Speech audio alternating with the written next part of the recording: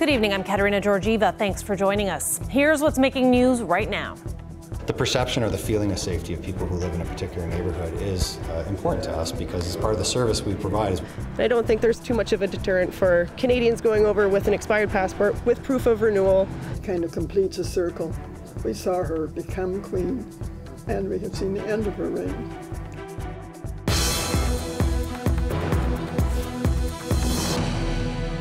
We begin with a developing story this hour. Officers are investigating a suspicious death in Windsor. Major Crimes has been called to Dougall Avenue, near the superstore by the train tracks. Now, we don't have a lot of details available at this time, but police say people should expect an increased presence in the area. They also say there is no danger to the public at this time. We'll bring you the latest details on this investigation as they come into the newsroom. Let's bring in CBC's Jacob Barker now, live in studio. Jacob, you were at a police board meeting today, and you've been reporting on a series of crimes in Windsor, sharing people's concerns about what's happening in the community. So how are police approaching that question about violence in the downtown core? Well, Kat, amid continuing concerns in the downtown area, Acting Chief Jason Belair says police are exploring the possibility of adding patrols to the downtown areas, as well as deploying more officers on foot. When it comes to safety, Belair continues to point to a 10-year statistic showing crime is down. That's when it comes to crimes against people. But as we've previously reported, that number is not weighted for the severity of crimes. And this is following a number of violent incidents in late August and early September. Belair highlighted the deployment of the problem-oriented unit in the downtown center, as well as 2 joint programs with Hotel de Grace that assist in mental health calls. CBC has spoken with a number of downtown residents about their concerns about safety in the area, and Belair says he has heard the similar complaints from residents as well. He says the perception of safety for people living in a certain area is important to them, but he's also says that this isn't a question for the police only to answer. To say this is a police solution is not good for anybody, right? Because we don't want to increase interactions with people who are struggling with disorders and statistically increase the probability that there's going to be a violent interaction, which we've seen. We've had some terrible incidents in the last 4 years, and we don't want to keep reliving that. So I think if there's one thing we've learned as a community is that other agencies have to contribute to this issue. Now, when it does come to those partnerships, police did highlight their relationship with Hotel de Grace, the community outreach and support team, along with the mobile crisis rapid response team, assist in instances that require mental health. Belair says that they're meeting with all their partners to address that impact public safety and contribute to crime. Thanks for this, Jacob. CBC's Jacob Barker live in studio tonight.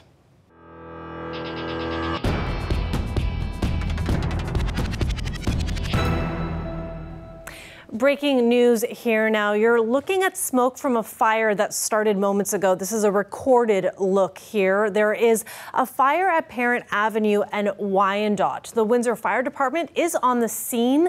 Our reporter Jennifer LaGrassa is also heading that way right now, and so we're going to update you as details come in.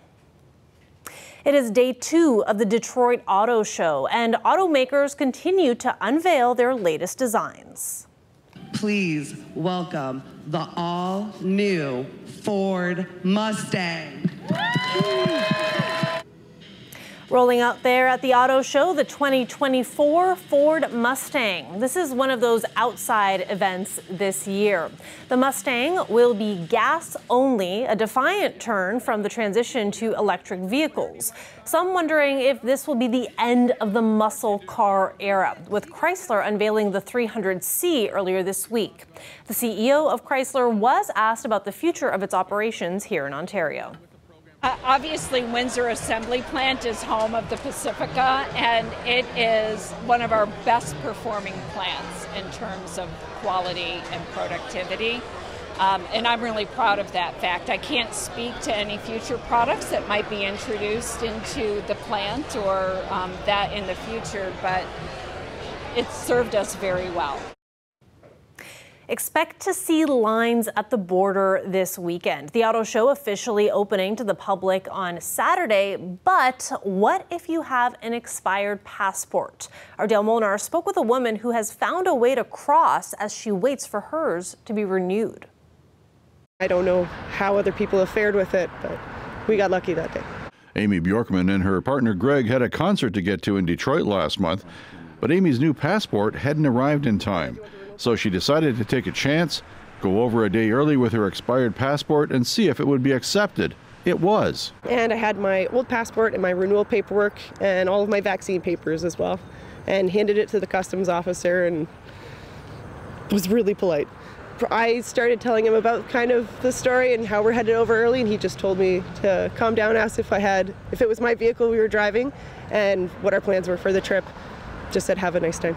According to the Canadian government, you either need trusted traveler ID or a valid passport to enter the U.S. Bjorkman also used the expired passport to get back into Canada. But according to border officials, you don't necessarily need a passport to get back into Canada, just proof of your citizenship or residency status. And, of course, to fill out the ArriveCan app. Now, if you're thinking of doing this yourself, you might not be as lucky as Amy Bjorkman. An immigration lawyer we spoke with says it depends on which officer you get at the border. You really need to understand that it's a crapshoot. It depends on the officer you get. And if the trip's that important, then you might want to consider making it and explaining your circumstances. But understand that the risk is there. Kadri says border officials might be more lenient with you if they look up your file and find out that you travel over frequently without issues. MP Brian Massey is calling for a safe border task force to deal with issues such as passport backlogs. He says the Canadian government should work something out with the U.S. government to take expired passports until the backlog can be eliminated. It is something, though, that the government, has missed the boat on, is just even requesting that, especially on land borders, to extend them. Because remember, they're highly, scrutinized documents, even though they could be out of date a little bit. Bjorkman doesn't have to worry about using her old passport anymore. Her new one arrived this week. CBC News has made repeated attempts to try to get a comment from the U.S. Customs and Border Protection Agency, but we have not been successful. Dale Molnar, CBC News, Windsor. Fixing Ontario's embattled healthcare system was the focus of multiple press conferences today. Groups lining up to offer their solutions while also critiquing the province's new law to charge hospital patients $400 if they refuse a transfer to a long-term care home. Chris Glover wraps it all together. From hospital wait times to ER closures, Ontario hospitals are in crisis, but a new law aimed at fixing them is hotly debated. It's grotesque. I mean, it is grotesque, and we are appalled. Today, health advocates argued it's unfair. Hospital patients will be charged $400 a day if they turn down a nursing home transfer. I think it's going to end up with people dying in the community or in long-term care homes that they don't want to be in. Doug Ford poured gasoline on the burning healthcare crisis. In a separate press conference, the NDP argued long-term care homes are also dealing with staffing issues, and they're just as tough to get into, with 39,000 people on waiting lists. What this government is doing may be to shuffle people around from one overextended system to another. We're not providing the compensation that they deserve and they want to get. We're driving them away from our province. The Ontario Medical Association also called on the government to take specific steps to beef up healthcare staffing, including licensing more foreign-trained physicians, but did not criticize the new long-term care plan. We hope that these regulations would be implemented with flexibility, with compassion.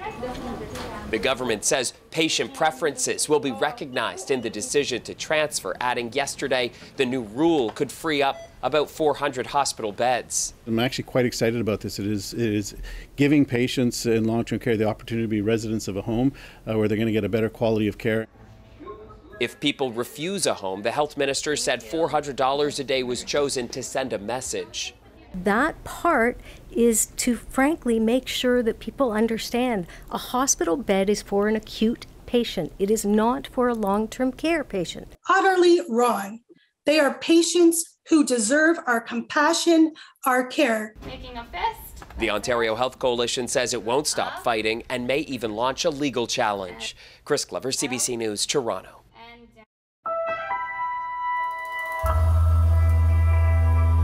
Tens of thousands of people from the UK and beyond have made the pilgrimage for a moment to pay their respects to Queen Elizabeth. The lineup is more than 6 kilometers long, and it's getting longer, even though people are moving past the coffin 24 hours a day. CBC's Abby Kugadasan is there.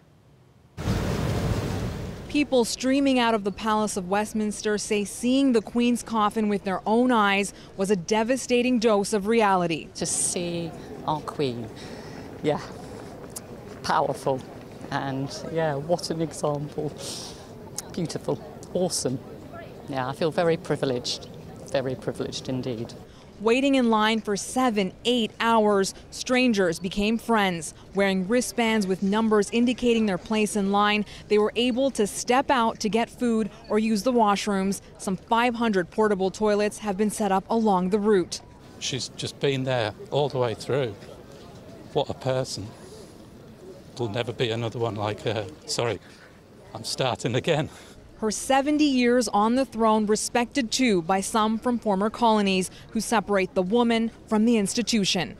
She was like my mom, and we've grown up with her. I mean, I'm in this country last 43 years. I never missed not even a single day of speech when she is doing the Christmas speech.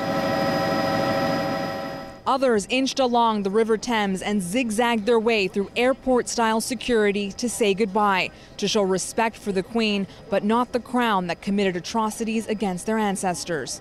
There is history, and you cannot erase history. I think it's a discussion that will continue, should be had.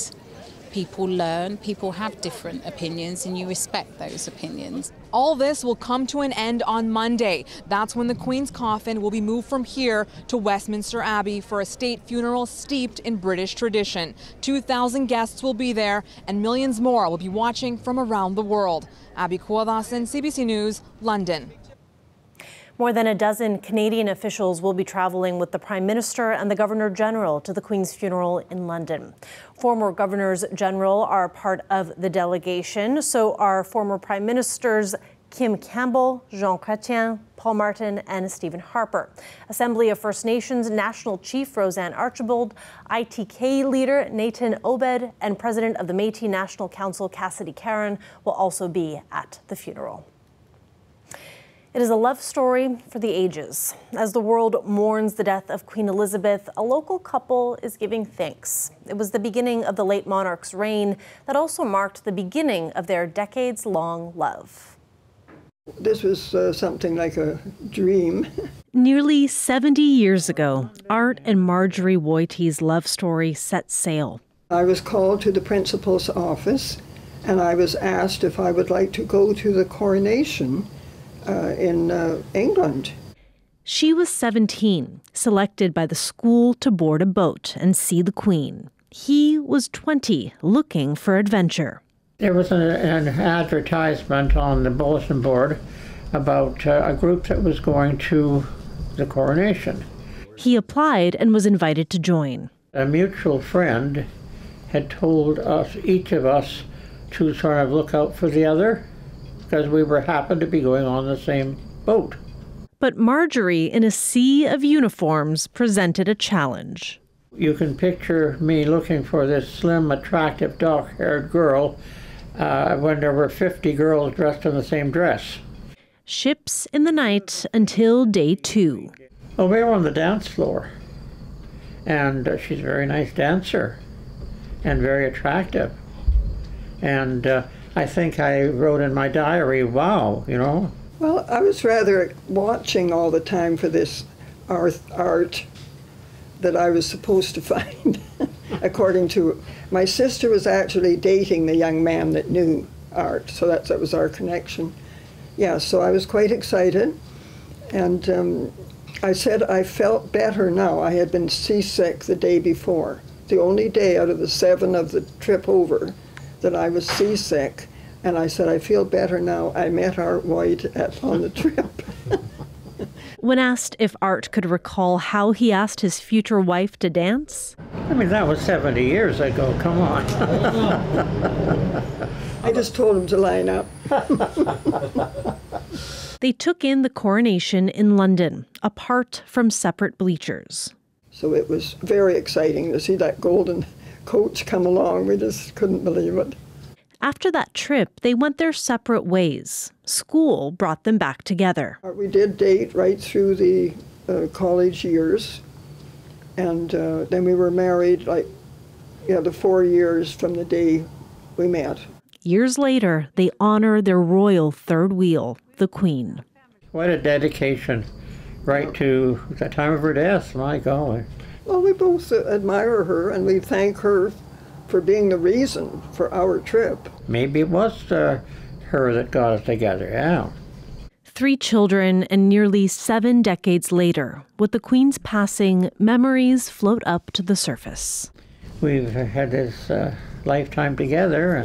It kind of completes a circle. We saw her become queen, and we have seen the end of her reign. Yep. Big thanks to Art and Marjorie for sharing their love story with us. Now let's take a live look outside there. That's another look at the Wyandotte and Parent area from our tower cam.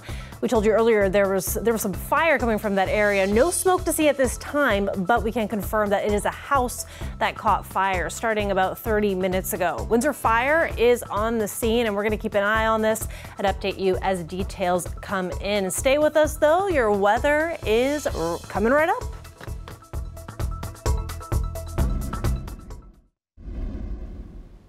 Welcome back. Anxiety, stress, grief, they are difficult emotions to deal with at any age. Experts say children can benefit from play therapy, using toys to act out their feelings and their struggles. And it can help healthcare providers get a sense of how the child views their life. Our CBC cameras got a glimpse inside one clinic in Charlottetown. Play therapy is just as talk therapy is for adults. Children will often play out the challenges that they have, or maybe the anticipatory fears they have, or you can really get a sense of how a child views life and challenges by watching them play. So a play therapist has very specific toys in their playroom that will provide the child with the ability to use those toys. Instead of using words, they can play out how they're feeling. This dollhouse is really wonderful. It gets used a lot by children who have experienced lots of moves in their life. So as a result of perhaps foster care or maybe homelessness, so they can open up each door and tell a story about that part of their life where they lived. We'll often have kiddos come and play through some traumas, which is why the emergency vehicles are helpful. And grief and loss issues. So important to have miniatures that represent different family members. And then often, especially since COVID, we're seeing such an increase in children experiencing anxiety. Each of these miniatures is intentionally here to represent an experience that someone would have, and they can use this miniature to depict that experience in the sand tray. So really important to have miniatures that reflect different cultures and faith traditions. Most play therapists will also have a sand tray. A sand tray is used not just for little people, but also adults. Play really kind of sets the stage for creating safety and comfort. It's so important to really take some time and kind of get in touch with what are the activities and play-based activities that bring you joy. How can we feel more grounded and happy just in ourselves and with others around us? And go do that thing.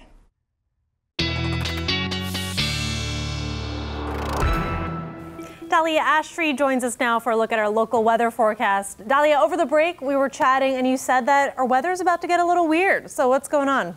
No, weird in a good way. I mean, we're going to be experiencing some warmer temperatures, which is what we like to see. I mean, unless you really like the cold weather, then, I mean, that's fall for you. But we're actually sitting at a really interesting time right now in terms of the weather. A fiery sunset, so keep your eyes to the sky if you're in southern Ontario. The wildfire smokes is making its way from out west to Ontario, but really anyone who's in southern Ontario can really see the sunset today. It's going to be beautiful. That's what we're expecting. And then humid days ahead and a few showers. And we'll get to that in just a second. But first, let's talk about the daily stats. The normal highest time of year is 22 degrees, and we're sitting at 26 today. The normal low is 12, and we're sitting at 13. So sitting around where we're supposed to be, really. Some seasonal temperatures, but also a little bit above it. The temperature right now in Windsor is 21 degrees. So currently it's great weather out there. At Sarnia, 20 degrees, and Goddard's a little bit more on the cooler side. 18 degrees, same thing in Chatham, Kent. Now the humidex today is not high, but that will change over the next few days. But first, let's talk about the wind. We're expecting some breezy conditions over the next few days. Winds will be gusting at 25 kilometers an hour tomorrow morning as you're heading to work and dropping off the kids at school. And it will start to get a little calmer at around 11 a.m. and then it will pick back up eventually towards the evening on Friday. It will be 20 kilometers an hour. And then again on Saturday, it will really pick up. It'll be a very breezy day, but very humid. And it will be gusting up to 31 kilometers an hour. Now, there will be some rain, but that's still far down the line. Mostly clear skies. You have that high pressure giving us those lovely clear skies, which is what we like to see, especially with the sunshine. But then as we get closer to Sunday, as you can see, there is that precipitation up north, and especially up north for cottage country, some heavy rainfall that's going to be expected over the next few days. If you see here, Windsor a little bit there is calmer, but then Sarnia, London is going to be experiencing some rain, eventually making its way in Windsor as well. Tonight, temperatures will drop.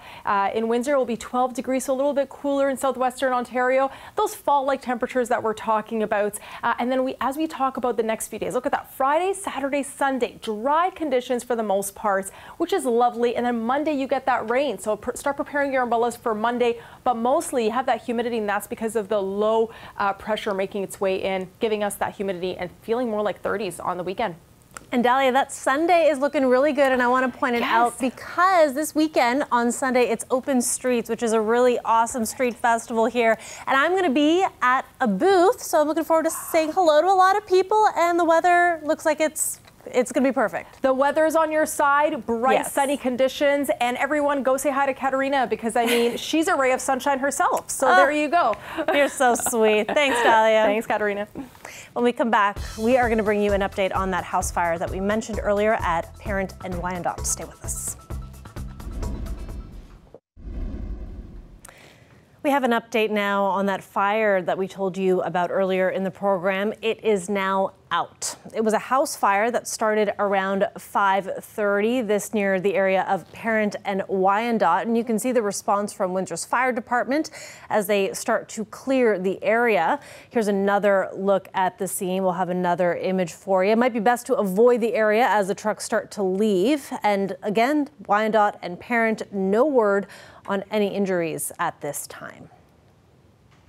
And before we go, I want to remind you about a big event on Sunday, Open Streets. That is when cars are kicked to the curb so that people can walk about some major parts of our city. And I am going to be there. We will be out asking for your thoughts on the municipal election. We want to know what matters to you. Is it transportation? Is it housing? Maybe you have a neat story to tell us that you think everyone should hear. I will be there. I'll be out in the Sandwichtown area on Sunday. I'll be there from 10 a.m. in the morning until about 2 o'clock. So try and come say hello. We're very excited to hear from you as we head into this election, which is now just a little over a month away, if you can believe it.